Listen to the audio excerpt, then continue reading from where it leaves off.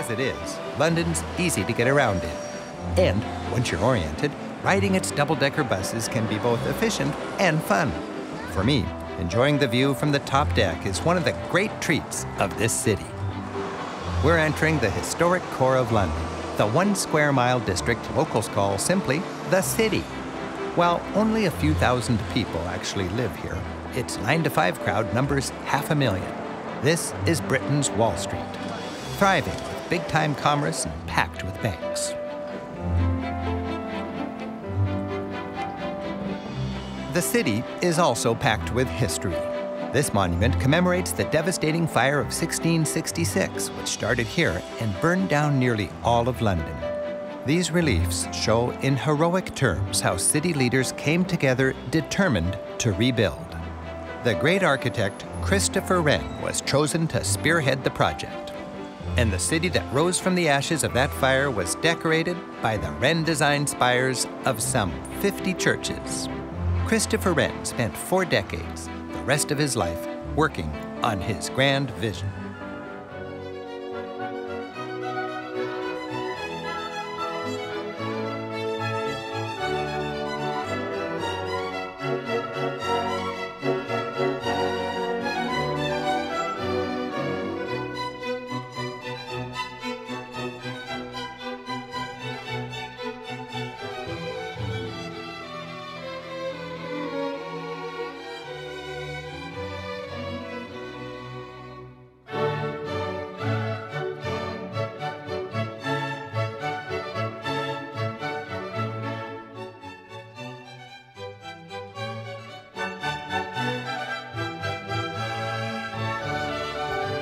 Designed by the architect Sir Christopher Wren and completed in 1710, St Paul's Cathedral has been one of the most familiar sights of the London skyline for over 3 centuries. The previous St Paul's burnt down in the Great Fire of London in 1666, but a bigger, more impressive building emerged from the ashes.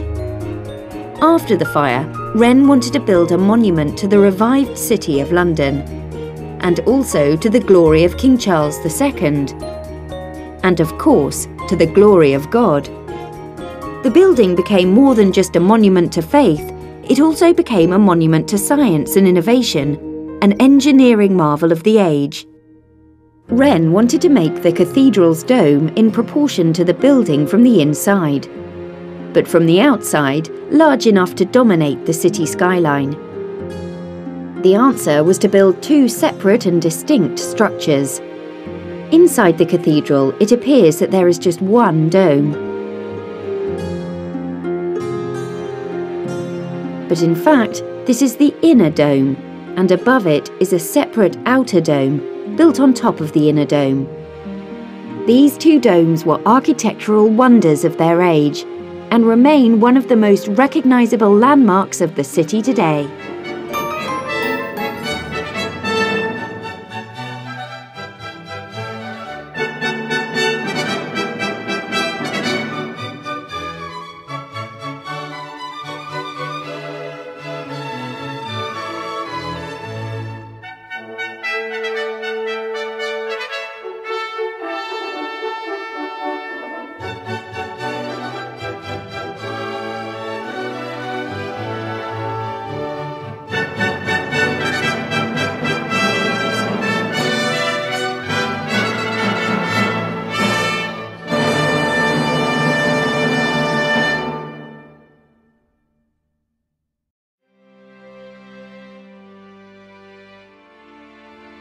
The City of London's focus today may rest amongst the towers and glass of finance and business. But when it comes to history, the heart of the city rests here, St Paul's Cathedral. The seat of the Bishop of London has witnessed dozens of great events in the life of the British nation. The funerals of Lord Nelson and Sir Winston Churchill, the Jubilee celebrations of Queen Victoria, and the marriage of Prince Charles to Lady Diana Spencer. Although it's difficult to tell these days, the cathedral stands at the top of Ludgate Hill, the highest point in the city, and it's believed that 4 previous cathedrals have occupied this same spot stretching right back to 600 AD. One thing is certain. This cathedral owes its existence to the Great Fire of London of 1666.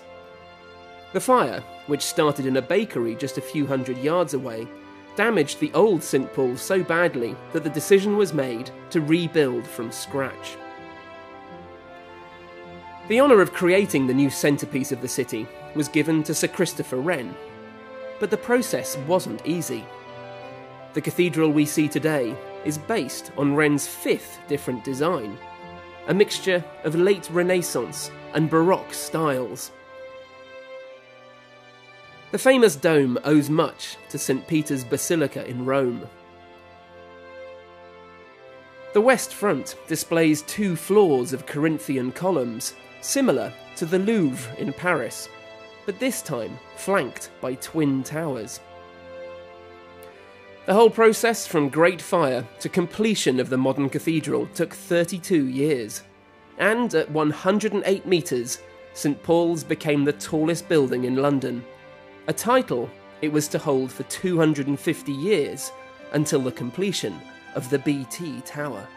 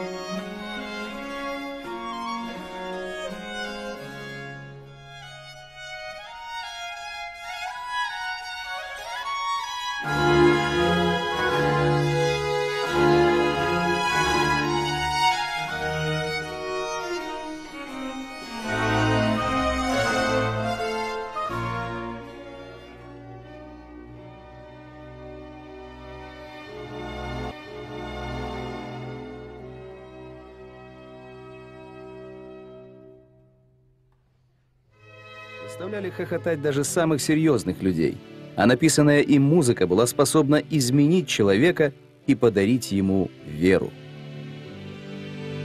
Однажды великий немецкий композитор Георг Фридрих Гендель сказал: «Мне было бы досадно, если бы я доставлял людям только удовольствие.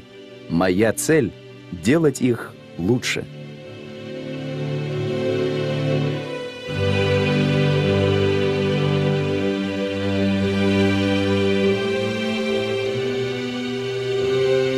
Георг Фридрих Гендель родился в 1685 году на севере Германии, в городе Галле.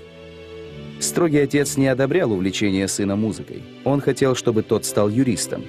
Но однажды курфюрст Бранденбургский услышал, как 8-летний Георг играет на органе. Восхитившись талантом мальчика, он уговорил отца обучать ребенка музыке, и в 17 лет Гендель уже занял должность органиста Кальвинистского собора. Исполняя духовную музыку, он мечтал написать оперу и поставить ее на сцене одного из знаменитых театров.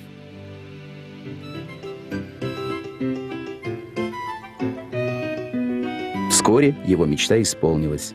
Опера «Альмира» была поставлена на сцене Гамбургского театра. Окрыленный успехом, Гендель отправился во Флоренцию, а затем в Рим. Там он прекрасно усвоил стиль настоящей итальянской оперы и, кроме того, увлекся сочинением духовных ораторий.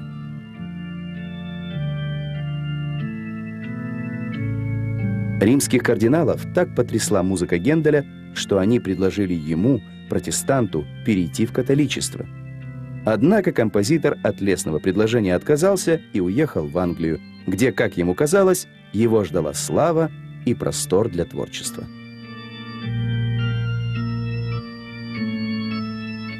Первое время лондонская публика холодно встречала оперы молодого композитора, зато король Георг I весьма благосклонно отнесся к 3 сюитам под названием «Музыка на воде», которые Гендель написал специально для исполнения во время парада Королевского флота.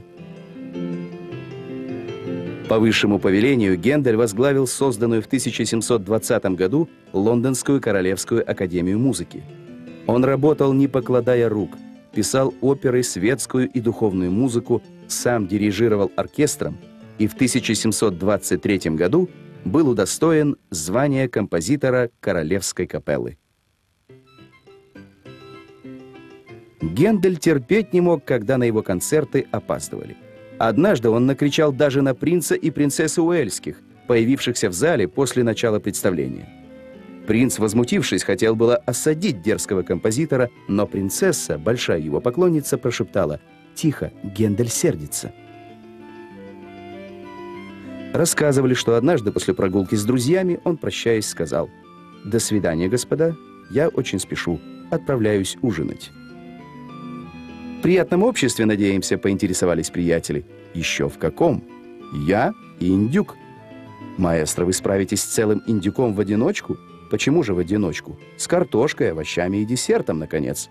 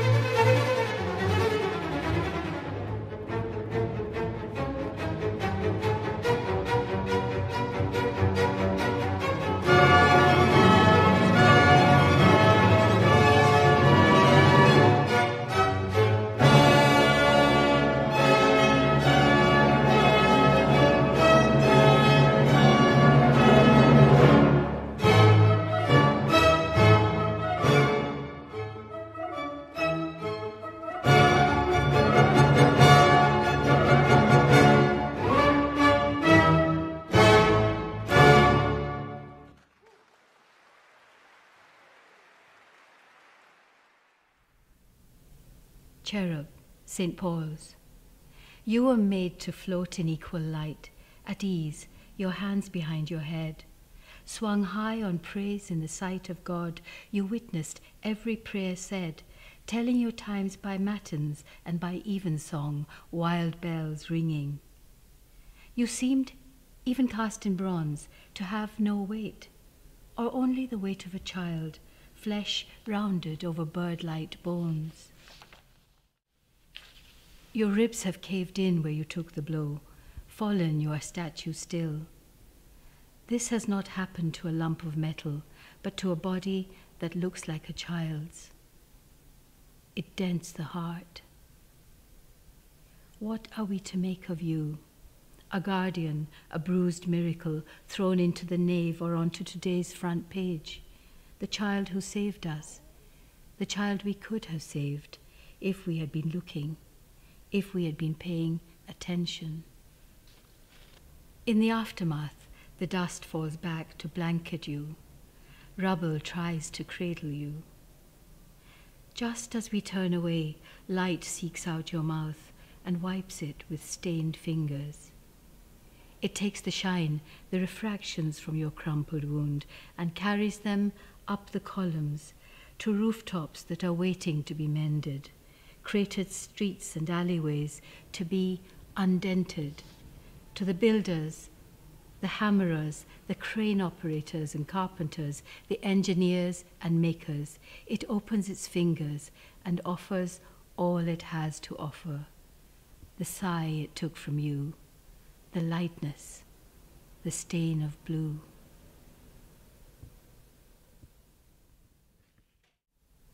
Coming into this place, of course, with its great history and archives that go back hundreds of years, the first thing was I was awestruck. I was, in fact, awestruck to the point of being in awe of the material. There was, of course, there was too much, but I was guided by Sarah, and with each thing that we found, another path would open. The architectural archives of the cathedral are the records of the surveyors to the fabric, which date back to about 1850. And they are largely the records relating to the architecture of the building and anything to do with the fabric of the cathedral.